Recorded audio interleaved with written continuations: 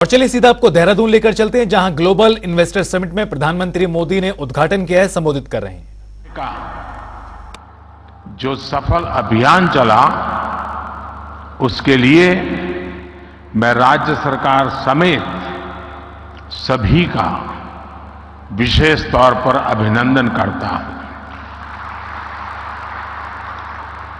साथियों, उत्तराखंड वो राज्य है जहां आपको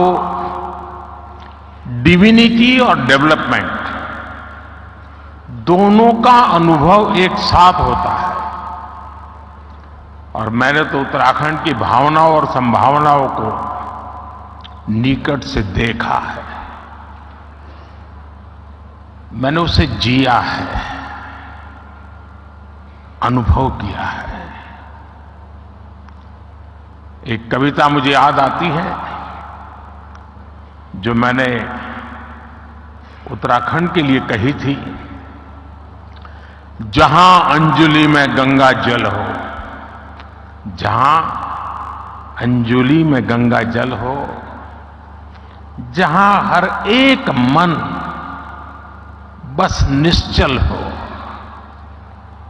जहां गांव-गांव में देशभक्त, जहां नारी में सच्चा बल हो, उस देवभूमि का आशीर्वाद लिए मैं चलता जाता हूं। इस देवभूमि के ध्यान से मैं सदा धन्य हो जाता हूं। हाय भाग्य मेरा, सौभाग्य मेरा, मैं तुमको शीश नवाता हूं। साथियों, सामर्थ्य से भरी ये देवभूमि निश्चित रूप से आपके लिए निवेश के बहुत सारे द्वार खोलने जा रही है। आज भारत विकास भी और विरासत भी जिस मंत्र के साथ आगे बढ़ रहा है, उत्तराखंड उसका प्रखर उदाहरण है। साथियों, आप सभी बिजनेस की दुनिया के दिग्गज हैं, और जो बिजनेस की दुनिया के लोग रहते हैं वो जरा अपने काम का स्वॉट एनालिसिस करते हैं। आपकी कंपनी की ताकत क्या है, कमजोरी क्या है, अवसर क्या है, चुनौतियां क्या है, और आप उसका आकलन कर करके अपनी आगे की रणनीति बनाते हैं। एक राष्ट्र के रूप में आज हम भारत को लेकर ऐसी ही स्वॉट एनालिसिस करें तो क्या पाते हैं?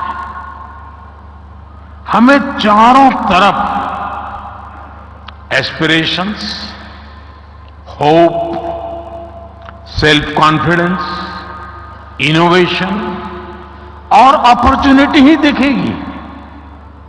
आपको आज देश में पॉलिसी ड्रिवन गवर्नेंस दिखेगी। आपको आज पॉलिटिकल स्टेबिलिटी के लिए देशवासियों का मजबूत आग्रह दिखेगा। आकांक्षी भारत आज अस्थिरता नहीं चाहता, वो स्थिर सरकार चाहता है। हाल में हुए विधानसभा चुनाव में भी हमने ये देखा है,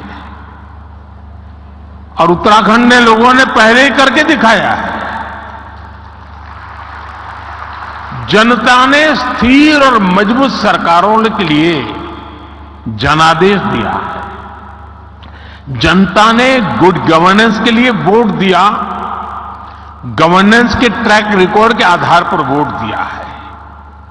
आज भारत और भारतीयों को दुनिया जिस उम्मीद और सम्मान से देख रही है, और अभी सभी उद्योग जगत के लोगों ने इस बात का जिक्र भी किया, हर भारतीय एक दायित्व के रूप में इसे ले रहा है। हर देशवासी विकसित भारत का निर्माण उसकी अपनी जिम्मेदारी है, हर देशवासी की जिम्मेदारी है। इसी आत्मविश्वास का परिणाम है कि कोरोना महासंकट और युद्धों के संकट के बावजूद भारत इतनी तेजी से विकसित हो रहा है। आपने देखा है कि कोरोना वैक्सीन हो या फिर इकोनॉमी पॉलिसीज, भारत ने अपनी नीतियां, अपने सामर्थ्य पर भरोसा किया। उसी कारण आज भारत बाकी बड़ी अर्थव्यवस्थाओं की तुलना में अलग ही लीग में दिखता है। राष्ट्रीय स्तर पर भारत की इस मजबूती का फायदा उत्तराखंड समेत देश के हर राज्य को हो रहा है। साथियों, इन परिस्थितियों में उत्तराखंड इसलिए भी विशेष हो और स्वाभाविक हो जाता है क्योंकि यहां डबल इंजन सरकार है। उत्तराखंड में डबल इंजन सरकार के डबल प्रयास चारों तरफ दिख रहा है। राज्य सरकार अपनी तरफ से जमीनी सच्चाई को समझते हुए यहां तेजी से काम कर रही है। इसके अलावा भारत सरकार की योजनाओं, हमारे विजन को भी यहां की सरकार उतनी ही तेजी से जमीन पर उतारती है। आप देखिए, आज भारत सरकार 21वीं सदी के आधुनिक कनेक्टिविटी के इंफ्रास्ट्रक्चर पर उत्तराखंड में अभूतपूर्व इन्वेस्टमेंट कर रही है। केंद्र सरकार के इन प्रयासों के बीच राज्य सरकार भी छोटे शहरों और गांव कस्बों को जोड़ने के लिए पूरी शक्ति से काम कर रही है। आज उत्तराखंड में गांव की सड़कें हो या फिर चार धाम महामार्ग, इन पर अभूतपूर्व गति से काम चल रहा है। वो दिन दूर नहीं जब दिल्ली देहरादून एक्सप्रेसवे से दिल्ली और देहरादून की दूरी 2.5 घंटे होने वाली है। देहरादून और पंतनगर के एयरपोर्ट के विस्तार से एयर कनेक्टिविटी सशक्त होगी। यहां की सरकार हेली टैक्सी सेवाओं को राज्य के भीतर विस्तार दे रही है।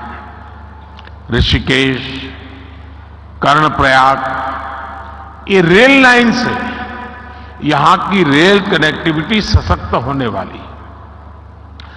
आधुनिक कनेक्टिविटी जीवन तो आसान बना ही रही है, ये बिजनेस को भी आसान बना रही है। इससे खेती हो या फिर टूरिज्म, हर सेक्टर के लिए नई संभावनाएं खुल रही है। लॉजिस्टिक्स हो, स्टोरेज हो, टूर ट्रैवल और हॉस्पिटैलिटी हो, इसके लिए यहां नए रास्ते बन रहे हैं। और ये हर नया रास्ता हर इन्वेस्टर के लिए एक गोल्डन अपॉर्चुनिटी लेकर आया है। साथियों, पहले की सरकारों की अप्रोच थी कि जो इलाके सीमा पर है उन्हें ऐसा रखा जाए कि एक्सेस कम से कम हो। डबल इंजन सरकार ने इस सोच को भी बदला है। हम सीमावर्ती गांवों को लास्ट विलेज नहीं, बल्कि देश के फर्स्ट विलेज के रूप में विकसित करने में जुटे हैं।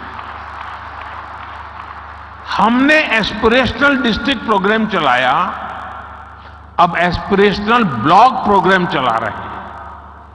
ऐसे गांव, ऐसे क्षेत्र जो विकास के हर पहलू में पीछे थे, उन्हें आगे लाया जा रहा है। यानी हर इन्वेस्टर के लिए उत्तराखंड में बहुत सारा ऐसा अनटैप पोटेंशियल है जिसका आप ज्यादा से ज्यादा लाभ उठा सकते हैं। साथियों, डबल इंजन सरकार की प्राथमिकताओं का उत्तराखंड को कैसे डबल फायदा मिल रहा है, इसका एक उदाहरण टूरिज्म सेक्टर भी है। आज भारत को देखने के लिए भारतीयों और विदेशियों दोनों में अभूतपूर्व उत्साह देखने को मिल रहा है। हम पूरे देश में थीम बेस्ड टूरिज्म सर्किट तैयार कर रहे हैं। कोशिश यह है कि भारत के नेचर और हेरिटेज दोनों से ही दुनिया को परिचित कराया जाए। इस अभियान में उत्तराखंड टूरिज्म का एक सशक्त ब्रांड बनकर उभरने वाला है। यहां नेचर, कल्चर, हेरिटेज सब कुछ है। यहां योग, आयुर्वेद, तीर्थ, एडवेंचर स्पोर्ट्स, हर प्रकार की संभावनाएं हैं। इन्हीं संभावनाओं को एक्सप्लोर करना और उन्हें अवसरों में बदलना, ये आप जैसे साथियों की प्राथमिकता जरूर होनी चाहिए। और मैं तो एक और बात कहूंगा, शायद यहां जो लोग आए हैं उनको अच्छा लगे बुरा लगे, लेकिन यहां कुछ लोग ऐसे हैं कि जिनके माध्यम से उन तक तो मुझे बात पहुंचानी है, लेकिन उनके माध्यम से उन तक भी पहुंचानी है जो यहां नहीं है। खास करके देश के धन्ना सेठों को मैं कहना चाहता हूं, अमीर लोगों को कहना चाहता हूं, मिलियनर बिलियनर से कहना चाहता हूं। हमारे यहां माना जाता है, कहा जाता है, जो शादी होती है ना, वो जोड़े ईश्वर बनाता है, ईश्वर तय करता है जोड़ा। मैं समझ नहीं पा रहा हूं, जोड़े जब ईश्वर बना रहा है तो जोड़ा अपने जीवन की यात्रा उस ईश्वर के चरणों में आने के बजाय विदेश में जाकर के क्यों करता है?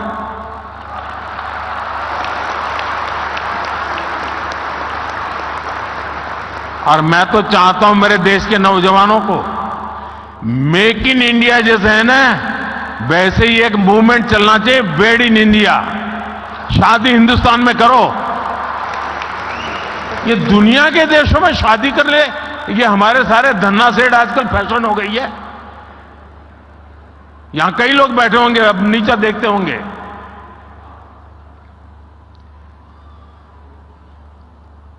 और मैं तो चाहूंगा आप कुछ इन्वेस्टमेंट कर पाओ न कर पाओ छोड़ो, हो सकता है सब लोग न करें, कम से कम आने वाले 5 साल में आपके परिवार की एक डेस्टिनेशन शादी उत्तराखंड में करिए।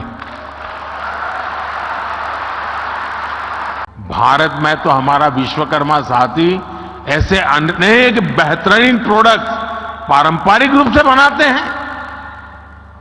हमें स्थानीय उत्पादों के लिए इस तरह के महत्व को भी समझना होगा और इनके लिए ग्लोबल मार्केट को एक्सप्लोर करना होगा। और इसलिए ये जो हाउस ऑफ हिमालय ब्रांड आप लेके आए हैं, उसे मुझे एक व्यक्तिगत रूप से आनंद का विषय है मेरे लिए। यहां बहुत कम लोग होंगे जिनको शायद मेरे एक संकल्प के विषय में पता होगा, क्योंकि ये संकल्प कुछ ऐसे मेरे होते हैं उसमें आपको सीधा बेनिफिट शायद न दिखता हो, लेकिन उसमें ताकत बहुत बड़ी है।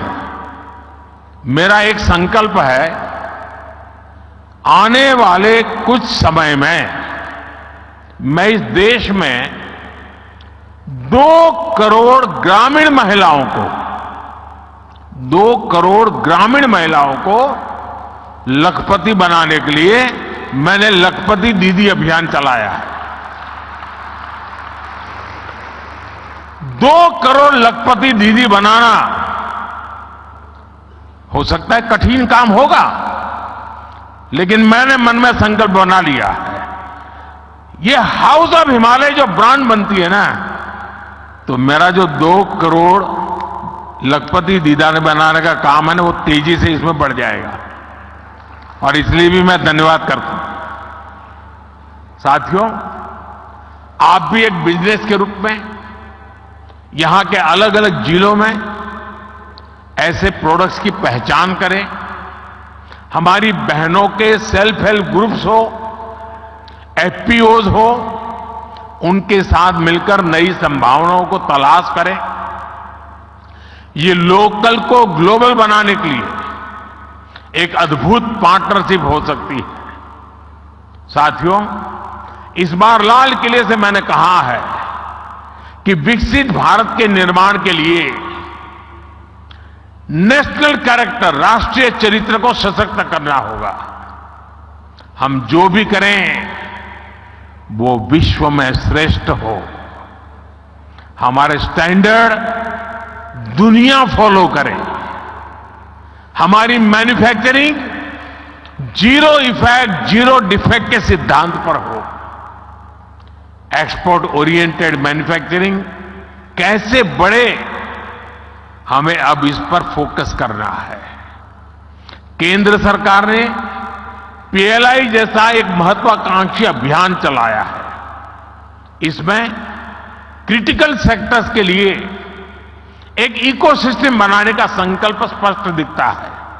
इसमें आप जैसे साथियों की भी बहुत बड़ी भूमिका है।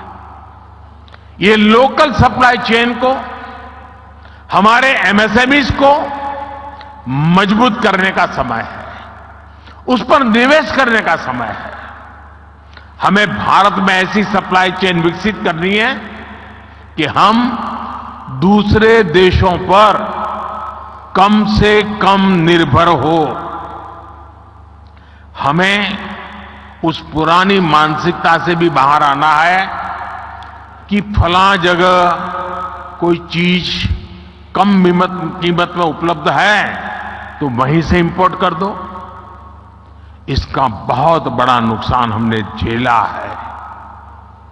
आप सभी उद्यमियों को भारत में ही कैपेसिटी बिल्डिंग पर भी उतना ही जोर देना चाहिए। जितना फोकस हमें एक्सपोर्ट को बढ़ाने पर करना है, उतना ही अधिक बल इंपोर्ट को घटाने पर भी देना है। हम 15 लाख करोड़ रुपए का पेट्रोलियम प्रोडक्ट हर साल इंपोर्ट करते हैं। कोयला प्रधान देश होते हुए भी हम 4 लाख करोड़ का कोयला हर साल इंपोर्ट करते हैं। पिछले 10 वर्षों में देश में दलहन और तिलहन इसके इंपोर्ट को कम करने के लिए अनेक प्रयास हुए हैं, लेकिन आज भी देश को 15,000 करोड़ रुपए से ज्यादा की दालें बाहर से इंपोर्ट करनी पड़ रही है। अगर भारत दाल के मामले में आत्मनिर्भर होगा तो ये पैसा देश के ही किसानों के पास से जाएगा। साथियों, आज हम न्यूट्रिशन के नाम पर, और मैं तो देखता हूं किसी भी मिडिल क्लास फैमिली के यहां भोजन के लिए चले जाइए, उसके डाइनिंग टेबल पे भांति भांति की चीजें पैकेट पड़े होते विदेशों से आए हुए, और वो पैकेज फूड का इतना फैशन बढ़ते हुए मैं देख रहा हूं। जबकि हमारे देश, और उस पर लिख दिया कि प्रोटीन रिच है, खाना शुरू, आयरन रिच है खाना, कोई इंक्वायरी नहीं करता, बस लिखा है हो गया, और मेड इन फलाना देश है, बस मारो थप्पा। अरे हमारे देश में मिलेट से लेकर दूसरे तमाम फूड है जो कहीं अधिक न्यूट्रिशियस है। हमारे किसानों की मेहनत पानी में नहीं जानी चाहिए। यही उत्तराखंड में ही ऐसे आयुष है जुड़े ऑर्गेनिक फल सब्जियां जुड़े उत्पादों के लिए अनेक संभावनाएं हैं। एक किसानों और उद्यमियों दोनों के लिए नई संभावनाओं के द्वार खोल सकती है। पैकेज फूड के मार्केट में भी हमारी छोटी कंपनियों को हमारे प्रोडक्ट्स को ग्लोबल मार्केट तक पहुंचाने में मैं समझता हूं कि आप सभी को अपनी भूमिका निभानी चाहिए।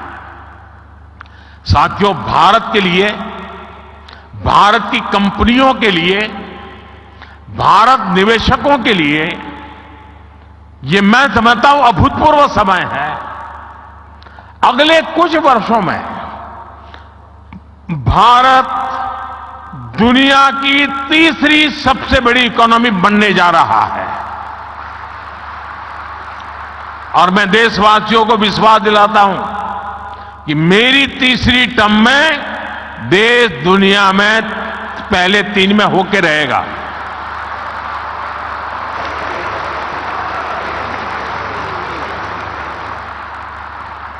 स्थिर सरकार, सपोर्टिव पॉलिसी सिस्टम, रिफॉर्म से ट्रांसफॉर्म की मानसिकता और विकसित होने का आत्मविश्वास, ऐसा संयोग पहली बार बना है। इसलिए मैं कहता हूं यही समय है, सही समय है, ये भारत का समय है। मैं आपका आह्वान करूंगा, उत्तराखंड के साथ चलकर अपना भी विकास करिए और उत्तराखंड के विकास में भी सहयोगभागी जरूर बनिए। और मैं हमेशा कहता हूं, हमारे यहां सालों से एक कल्पना बनी हुई है, बोला जाता है कि पहाड़ की जवानी और पहाड़ का पानी पहाड़ के काम नहीं आता है। पहाड़ की जवानी और पहाड़ का पानी पहाड़ के काम नहीं आता है। जवानी रोजी रोटी के लिए कहीं चली जाती है, पानी बह करके कहीं पहुंच जाता है। लेकिन मोदी ने ठान ली है, अब पहाड़ की जवानी पहाड़ के काम भी आएगी और पहाड़ का पानी भी पहाड़ के काम आएगा। इतनी सारी संभावनाएं देख करके मैं संकल्प ले सकता हूं कि हमारा देश हर कोने में सामर्थ्य के साथ खड़ा हो सकता है, नई ऊर्जा के साथ खड़ा हो सकता है। और इसलिए मैं चाहूंगा कि आप सभी साथी इस अवसर का अधिकतम लाभ उठाएं, नीतियों का फायदा उठाइए। सरकार नीति बनाती है, ट्रांसपेरेंट होती है, हर एक के लिए खुली होती है। जिसमें दम हो वो आ जाए मैदान में, फायदा उठा ले। और मैं आपको गारंटी देता हूं, जो बातें हम बताते हैं उसके लिए हम डट करके खड़े भी रहते हैं, उसे पूरा भी करते हैं। आप सभी इस महत्वपूर्ण अवसर पर आए हैं। उत्तराखंड का मुझ पर विशेष अधिकार है और जैसे कईयों ने बताया कि मेरे जीवन के एक पहलू को घर बनाने में इस धरती का बहुत बड़ा योगदान है।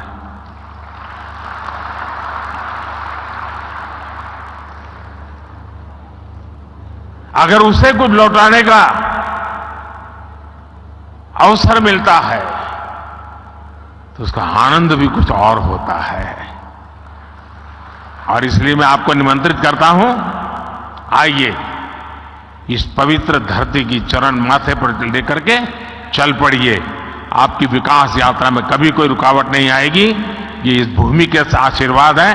बहुत बहुत धन्यवाद, बहुत बहुत शुभकामनाएं। बहुत बहुत धन्यवाद माननीय प्रधानमंत्री जी। आपका संकल्प, आपका विश्वास हम सभी को प्रोत्साहित करता है कि अपनी जिम्मेवारी को निभाते हुए हम भारत को विश्व की तीसरी बड़ी अर्थव्यवस्था बनाने में सहयोग दें। बहुत बहुत धन्यवाद प्रधानमंत्री जी।